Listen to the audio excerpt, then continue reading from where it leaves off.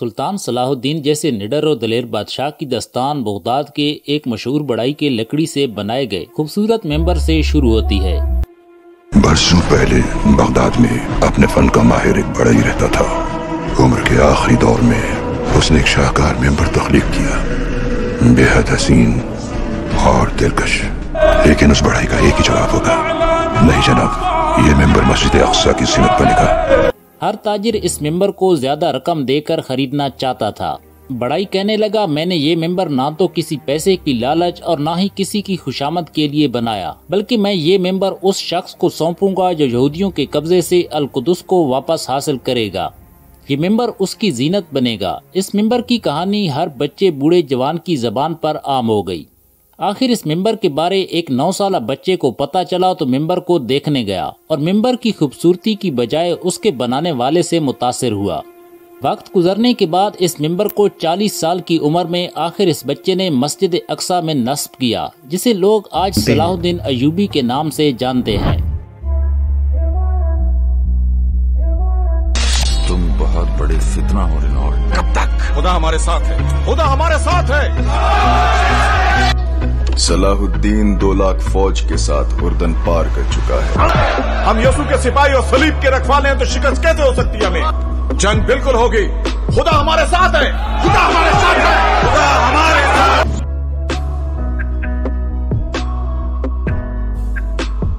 ہم مسلمانوں کی موت ہے۔ تم اب جا سکتے ہو میرے عزیز، مگر عراق محفوظ نہیں، کیونکہ میرے آقا بس اب آنے ہی والے ہیں۔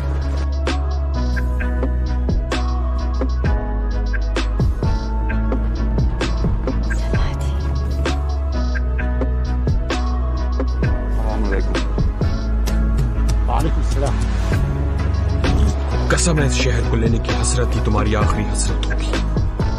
آپ کو شاید یاد نہیں، میرا نام صلاح الدین۔ آپ کے لیے کیا ہے یروشلم؟ سب کچھ۔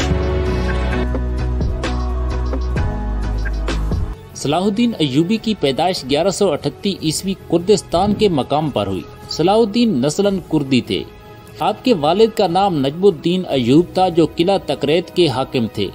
صلاح الدین ایوبی نے بچپن کے ایام دمشق اور بلبک میں گزارے اور انہی علاقوں میں آپ نے دینی تعلیم حاصل کی۔ آپ نے 25 سال تک اپنی زندگی گمنامی میں مگر پاکیزہ اور ستھری گزاری۔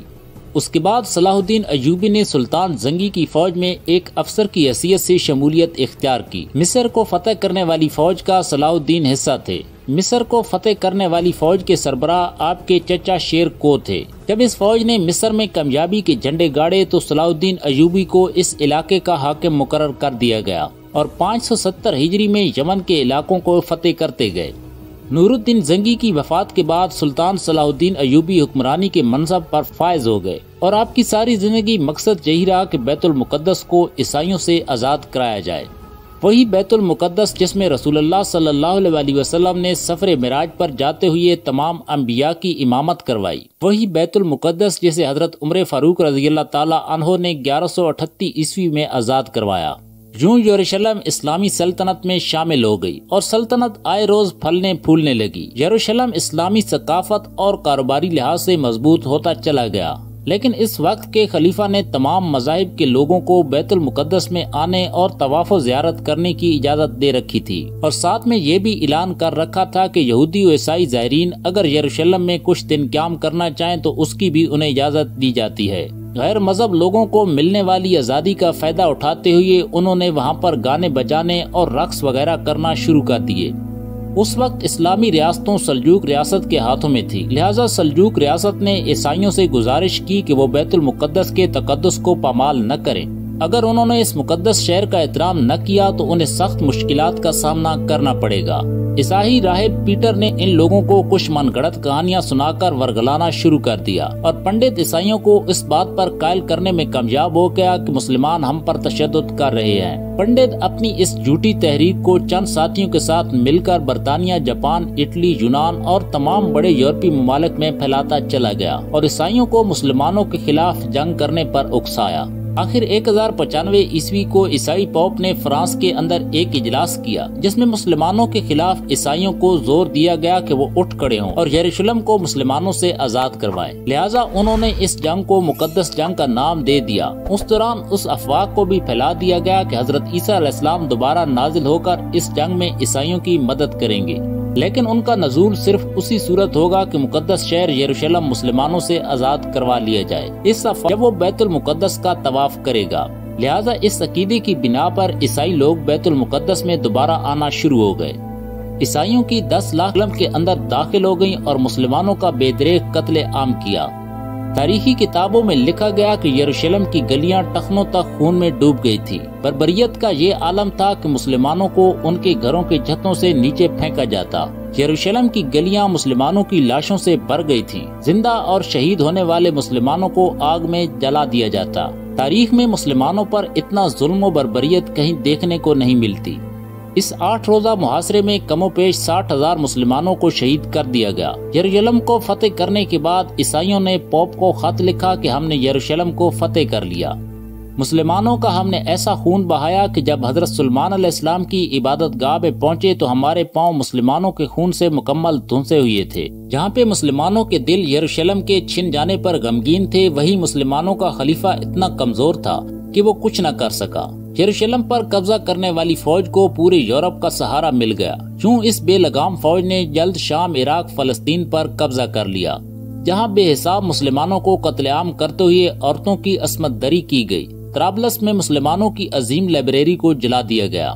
یہ وہ لائبریری تھی جہاں فلسفہ سائنس پر تقریباً 19 لاکھ لکھی گئی کتابیں موجود تھیں، لیکن کہا جاتا ہے کہ ہر عروج کو زوال ہے۔ حالات نے اس وقت کروٹ لی جب سلطان صلاح الدین مصر کے حاکم بنے اور عیسوی کو تاریخ کی ایک خطرناک جنگ لڑی گئی جس میں سلطان نے دشمن کے لشکر پر ایسا آتشگیر مادہ ڈلوایا کہ زمین پر آگ بھڑک اٹھی، جس کے نتیجے میں 30,000 عیسائی ہلاک ہو گئے اور باقی بچ جانے والوں کو قیدی بنا لیا گیا۔ ریجنالڈ کو گرفتار کر کے صلاح الدین نے خود اس کی گردن دھڑ سے الگ کر پھینکی۔ حطین کے اس واقعے کی خبر آگ کی طرح پوری دنیا میں پھیل گئی اور پورے یورپ پر صلاح الدین کا خوف بیٹھ گیا، جس نے ایک مٹھی بھر لشکر سے 60,000 عیسائیوں کی فوج کو نیست و نابود کر ڈالا۔ حطین کی جنگ کے بعد سلطان نے اس جنگ کو یہیں تک محدود نہ رکھا بلکہ اپنے لشکر کا رخ یروشلم کی جانب کیا، جس میں ایک ہفتے کی خونریز جنگ کے بعد عیسائیوں کو ہتھیار ڈالنا پڑے۔ یوں ایک مرتبہ پھر بیت المقدس 91 سال بعد مسلمانوں کے قبضے میں آیا۔ شہر میں موجود تمام عیسائیوں کو معافی دے دی۔ رحم دل سلطان نے فدیہ کی نہایت ہی معمولی رقم مقرر کر دی۔ جن لوگوں کے پاس معمولی رقم بھی نہیں تھی انہیں بغیر ادائیگی شہر چھوڑنے کی اجازت دے دی گئی۔ سلطان کے اس منصفانہ رویے نے مغرب کے لوگوں کے دل جیت لیے، مگر یورپ کے صلیبی حاکم سلطان کی اس فتح کو ہضم نہ کر پائے۔ لہٰذا اس فتنے نے ایک مرتبہ پھر سے سر اٹھانا شروع کیا۔ اٹلی، فرانس اور انگلستان سے ایک مرتبہ پھر فوجیں یروشلم کی جانب روانہ کر دی گئیں۔ مسیح دنیا نے اس سے پہلے اتنی بڑی تعداد میں فوج اکٹھی نہ کی تھی۔ اس فوج کو عکا کے مقام پر ٹھہرایا گیا۔ عکا کی فتح کے بعد فلسطین کی بندرگاہ اسکلان کا رخ کیا۔ اس مقام پر ان کا مقابلہ سلطان صلاح الدین ایوبی سے 12 مرتبہ ہوا۔ اس مقام پر سلطان نے ان کی ہمت و جوانمردی سے اس فوج کو روکے رکھا، مگر کسی مسلمان حکومت خاص کر خلیفہ کی جانب سے کوئی امداد نہ پہنچی تو سلطان صلاح الدین کو پیچھے ہٹنا پڑا۔ اسی دوران سلطان نے بیت المقدس کے لیے تیاریاں شروع کر دیں، کیونکہ اب صلیبیوں کا اگلا نشانہ بیت المقدس تھا۔ تیسری صلیبی جنگ کا آغاز 1190 میں ہوا، جس میں سلطان کا مختصر سا لشکر یورپ کے عظیم جنگی لشکر کے سامنے ڈٹا رہا۔ جب فتح کی کوئی امید باقی نہ رہی تو صلیبیوں نے آخرکار صلح کی درخواست کر دی۔ مورخین لکھتے ہیں جب جنگ کے دوران سلطان اور رچرڈ شیر دل کا آمنا سامنا ہوا تو ایک ہی وار رچرڈ کو زیر کرنے کے لیے کافی ہوئی۔ اس کا گھوڑا گرا اور مر گیا۔ رچرڈ بے بسی کے عالم میں کھڑا تھا۔ سلطان چاہتا تو اس کا ایک ہی وار میں سر قلم کر سکتا، دعوت پر بھی مدعو کیا گیا۔ سلطان کا زیرین سے رویہ عین اسلامی تعلیمات کے مطابق تھا۔ اتنی فتوحات کے باوجود بھی سلطان صلاح الدین نے انتہائی فکر کی زندگی گزاری۔ 5 امیر سلطنت کا مالک ہونے کے باوجود ان کا اپنا کوئی گھر نہیں تھا۔ ساری زندگی ایک عام سپاہیوں والا لباس پہنا، پوری زندگی حج کی خواہش میں گزار، مگر مالی تنگی اور حالات کی وجہ سے بیت اللہ تک کا سفر نہ کر پائے۔ آخر 55 سال کی عمر میں 1993 عیسوی کو وفات ہوئی۔